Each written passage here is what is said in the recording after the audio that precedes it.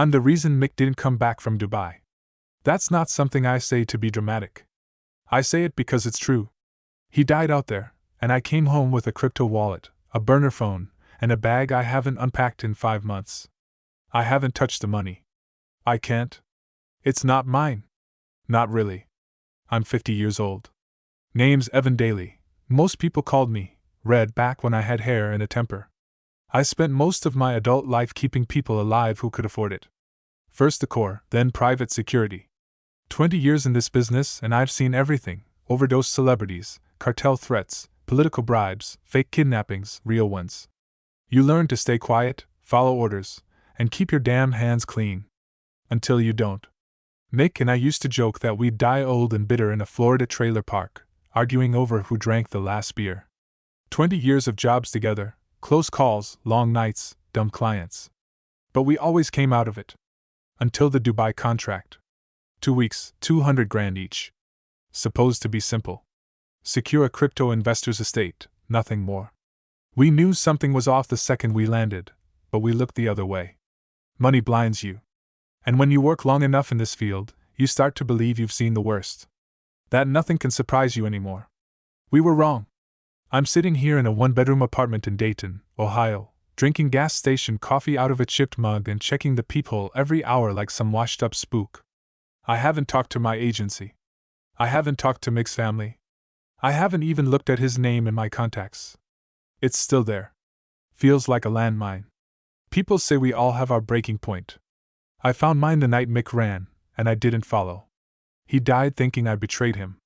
And maybe he was right. Before Dubai, things felt normal, if you can call anything in our line of work that.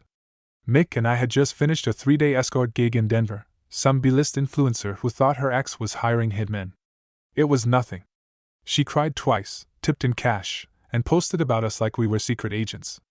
We spent the last night in a dive bar on Colfax, laughing at the jukebox and swapping dumb war stories we both heard 100 times. That was Mick's favorite part, talking crap after the job, not during. On duty, he was tight as a drum. Off duty? Loud, messy, sentimental. He'd toast to people he lost and tell strangers how I saved his ass in Kandahar, even though that story was mostly made up. But it meant something to him. The brotherhood. Loyalty. That you go, I go stuff. Me? I was running on fumes. My ex-wife had just upped the alimony, and I was still paying off a blown ACL from a job in Mexico City. I didn't say anything, but I was tired. More tired than I'd ever admit out loud. That's when Rex called. Old handler of ours from the agency. Said he had one last payout. For guys like us. High-profile investor in Dubai needed discreet protection while hosting guests from different countries. VIP types. No kids. No travel. Just hold the perimeter, ride the clock, cash the check. Mick didn't hesitate. He never did. 200 grand, Red? That's not a job, that's a parachute. I hesitated. I wish I hadn't. Or maybe I wish I'd hesitated longer. But the truth is, I needed the money too. I wanted to believe we could go out on something clean. No bullets. No headlines. Just 2 old dogs doing one last run. That's the lie I told myself. Dubai was slick. Too slick. From the moment we landed, something felt off. The client sent a black SUV with no plates, a driver who didn't speak, and an escort with a clipboard who wouldn't give her name. We were driven straight to the compound, no hotel, no briefing, just a security badge and a warning not to wander. That should have been the first red flag. The estate sat up past the city, surrounded by sand and walls topped with motion sensors. High-end stuff. The kind of place you build when you're rich enough to be afraid but too arrogant to admit it. The client, Zayed Saif, greeted us like we were baristas, not bodyguards. Mid-30s, gym body, expensive watch, tech bro attitude. Told us the gig was simple. Keep the perimeter tight, report anything unusual, don't ask questions. He kept calling us assets, like we were software, not people. Mick gave me a look, he didn't like the guy from minute one. The interior team was even stranger. Armed guards everywhere. Not locals, ex-military types. Too quiet. No chatter, no banter, just eyes always scanning. We tried introducing ourselves. They barely nodded. like we weren't even on the same job. 3 days in, a black SUV rolled up fast. No lights. Rear doors flew open, and 2 guards dragged a guy out, young, bleeding, swollen face, hands zip-tied. Dumped him like garbage on the side patio. Then they just left. Mick lost it. Ran toward the guy. One of the guards raised a hand, said, "Not your concern." Calm as hell. I stopped Mick before he did something stupid. We didn't know who this kid was or what we were walking into. That night, we asked Safe. His response? A shrug. Business dispute. It's resolved. Mick stared at him like he'd spit in his drink. I tried to stay neutral. But I felt it too. This wasn't some paranoid billionaire with security issues. This was a prison. With Wi-Fi and champagne. And we had just agreed to be the wardens. After that night, Mick changed. He didn't joke anymore. He stopped eating meals with the rest of the crew and started keeping his gear packed at all times. He patrolled longer shifts, sometimes without telling me.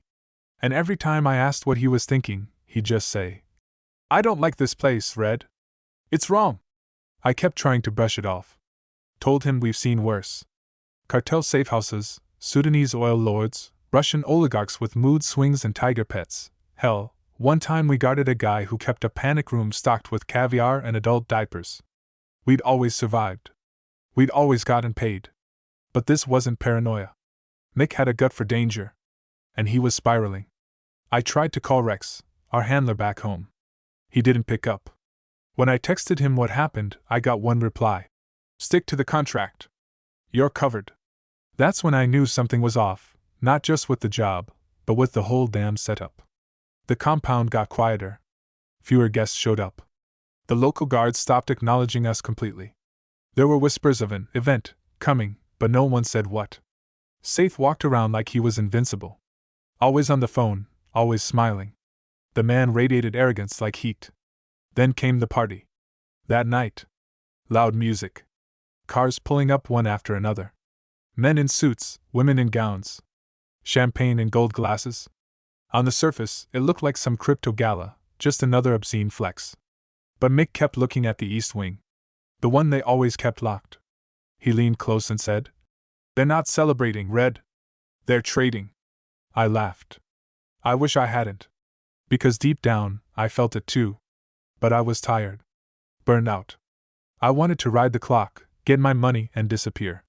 That's the last night I remember Mick looking at me like I was still one of the good guys. It started with the door. Mick found it during his solo sweep, bottom floor, back corridor, tucked behind a fake wall panel. We never noticed it before. No security camera, no alarm pad, just an unmarked steel door with a mechanical lock. He waited for me to come off shift before opening it. I think he knew what was behind it, or at least feared it. All he said was, "You need to see this yourself." We pried it open with a crowbar. Inside? A staircase going down. Bare concrete walls. Fluorescent lights buzzing every few feet. Cold. Dry. Quiet in the way that meant something terrible had soaked into the walls.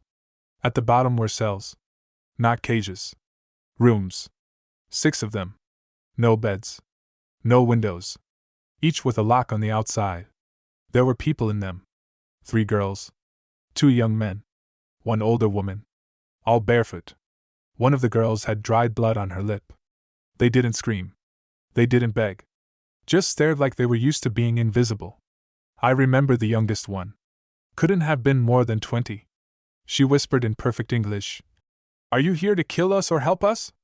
And I said nothing. I wanted to believe there was a chance this was a security precaution. That maybe they were under protection or part of some twisted high-stakes negotiation. But I knew better. Mick didn't even hesitate. He wanted to get them out. Now. I told him we needed to think, we couldn't just grab 6 people and run. Not here. Not with armed guards watching every angle. He said, "They're gonna disappear, Red. You know it. You know what this is." He was right. Of course he was right. That night the power cut out. Not an accident. Controlled. You could feel it in the rhythm, the generator never kicked in. And then the trucks came. Not police. Not military. Cleaners. The shooting started around 2:40 a.m. 3 trucks. No lights. Armed men in dark gear. Efficient. Not loud. They weren't there to steal anything. They were there to erase. Mick kicked my door in, yelling, "We move now!" He had one of the girls with him, Lena, the one who'd asked if we were there to help. She was barefoot, shaking, but alert. He'd already cleared 2 guards. Blood on his forearm. We had minutes. Maybe less. I grabbed my go bag and followed him toward the garage.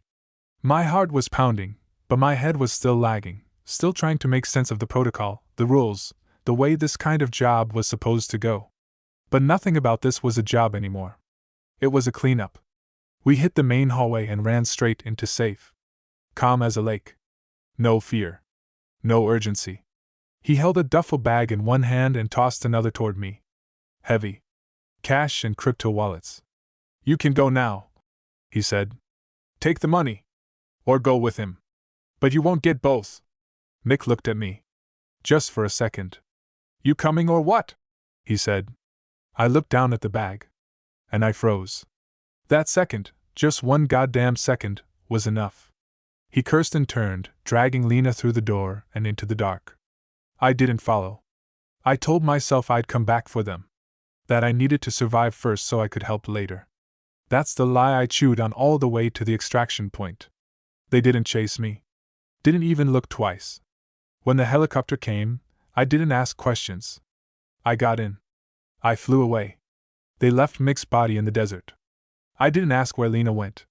I didn't want to know. 2 days later, they found Mick's body off a service road outside El Marmon. Desert sun had already started to hollow him out. His hands were zip-tied. A bullet to the head. Execution style. No ID. No report. No police contact. Just a quiet message passed through back channels. "Your associate was compromised. Risk contained." I didn't respond. They flew me out on a private jet with 2 other contractors I'd never seen before. No one spoke on the flight.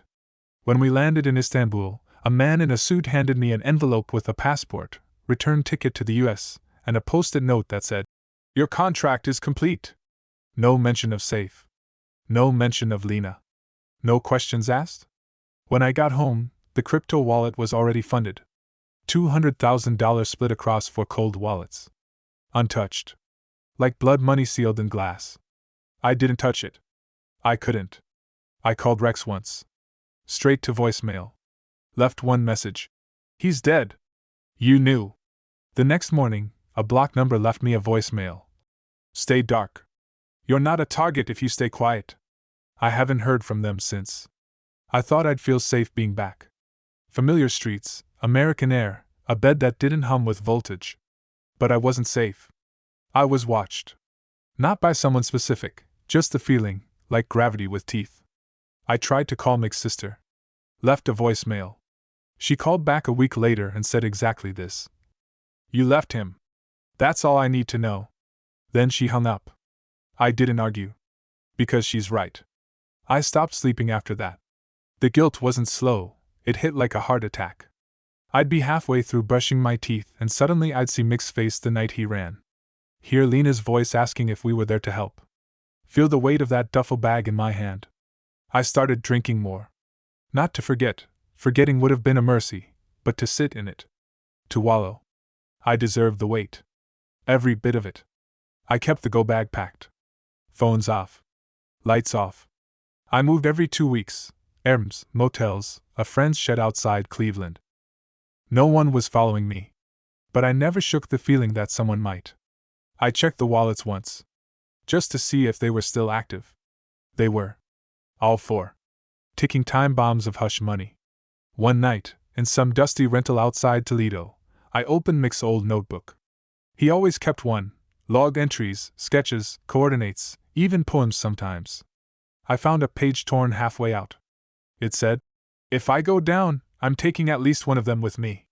I don't know if he meant 1 guard, 1 trafficker, 1 client. But he meant it. And it killed me. Because I didn't take anyone. I just left.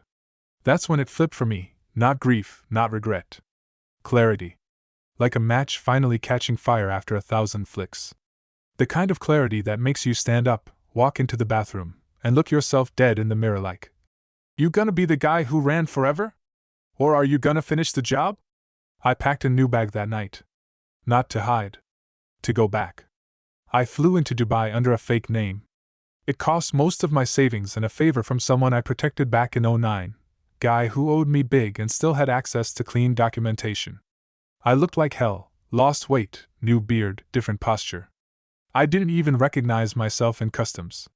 Maybe that helped. I didn't go back to the compound. That would have been suicide. Instead, I found one of Rahman's ex-guards, Afghani, early 30s, now working night security at a marina. He remembered me. We didn't speak the same language, but money talks. 2 days later, he handed me a phone and a set of coordinates. She was still alive. Lena had been moved, twice. Hidden under a different name, in a private villa registered to a shell company's safe use for his hospitality business. I scoped it out for 3 days. 3 armed men but lazy. Probably thought no one was coming. They were wrong. I hit them before sunrise. Quiet. Sharp. Professional. Like I hadn't aged a day. Found Lena in a back room, bare mattress, blackout curtains, medical restraints.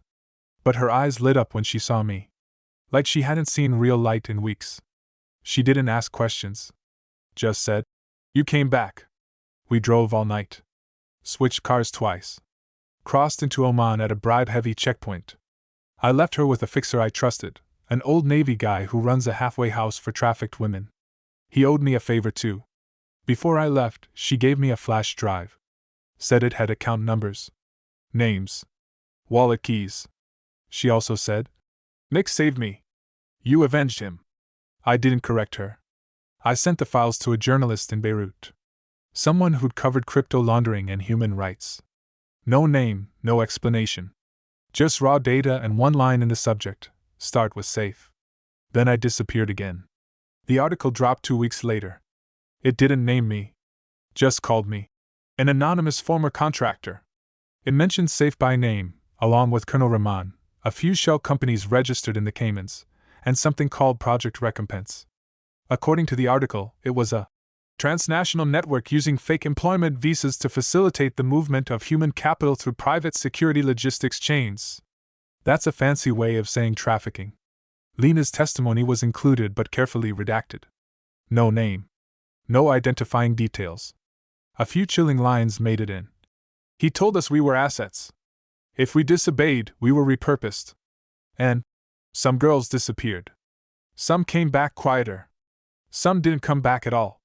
It hit some international blogs. Reddit picked it up. A few crypto watchdogs ran with it. But then, silence. No mainstream coverage. No police reports. No arrests. Just a big, sudden quiet. The site that posted the article went offline a week later. First it said, "Technical maintenance." Then it showed a 502 error. Then it vanished. I tried to reach the journalist again. Burner email bounced. His Signal account disappeared. Someone had pulled the plug. Fast and clean. And that's when I realized I hadn't exposed anything. I just poked something bigger than I could handle. 2 days later, my apartment window was cracked. Not broken. Just cracked, bottom corner, clean line. No sign of forced entry. Nothing stolen. Just the glass, split like someone had pressed their thumb there until it gave. The kind of message you don't write down. That same night, I checked the crypto wallets. One of them, Wallet 3, had a new transaction. Not a withdrawal. A deposit. 1 Satoshi. No note. No metadata. Just a blip. To anyone else, it'd mean nothing. But I knew what that was. That was a ping. A breadcrumb. A knock on the digital door. They knew where I was. I packed everything that night. Left the apartment before dawn. Used cash. Took back roads. Tossed the old phone in the Ohio River. Switched IDs. I don't rent in my name anymore. I don't stay anywhere longer than 2 weeks. And I never, ever sit near windows. I check the wallets once a week. Not to spend. Just to watch. If another Satoshi drops in, I'll know they're still watching. If one moves out, I'll know they're getting ready. I haven't heard from Lena. Last I was told, she made it to Greece, into a shelter run by one of our old contacts from Naval Intelligence. No idea if she's still there. Maybe she's starting over. Maybe she's hiding like me. Safe? No trace. Maybe he's back to throwing parties. Maybe he's buried in the desert like Mick. Rahman? Could have flipped. Could have vanished. Rex? My money says he's still on the payroll. Still greasing contracts with silence. I used to think if I did one good thing, I'd feel peace. But that's not how this works. This story didn't end. It just stopped being visible. I don't carry a gun anymore. Not because I've turned the page. Not because I found peace or God or therapy. I don't carry a gun because if they come for me, I don't want to see it coming. I'm not going to flinch. I'm not going to run. You'd think after everything I've been through, I'd have some kind of redemption arc. Some poetic moment where I light the money on fire and walk off into the sunset. Truth is, I haven't touched a cent of that crypto. Not out of some moral stand. I just don't want anything that came from that house. That night. That choice. Every time I close my eyes, I see Mick in that hallway. Blood on his arm. Lena behind him. That second where he looked at me, waiting. And the way his face shifted when he realized I wasn't coming. That's the part one can't forgive, not even if he could. You live long enough in this world and you start to believe you've seen all the evil there is. But you haven't. It's not loud. It's not fangs and gunfire. It's the kind that smiles, hands you a bag of money, and calls you brother. I still move every few weeks. Different towns. Different names. I rent rooms in cash. I keep my hair long now. I look like someone no one would bother remembering. That helps. Lena's flash drive is backed up. The files are everywhere, hidden in places I won't name, set to release if I die under strange circumstances. That's all I can do. That and stay hard to find. Maybe someday it'll all come out. Maybe someone braver or louder or luckier will blow it wide open. But I won't be the one who stands at a press conference and tells the world what really happened. I'm not a whistleblower. I'm just the guy who blinked. And Mick? Mick was the guy who didn't. He always said I'd survive anything. He never said I'd want to.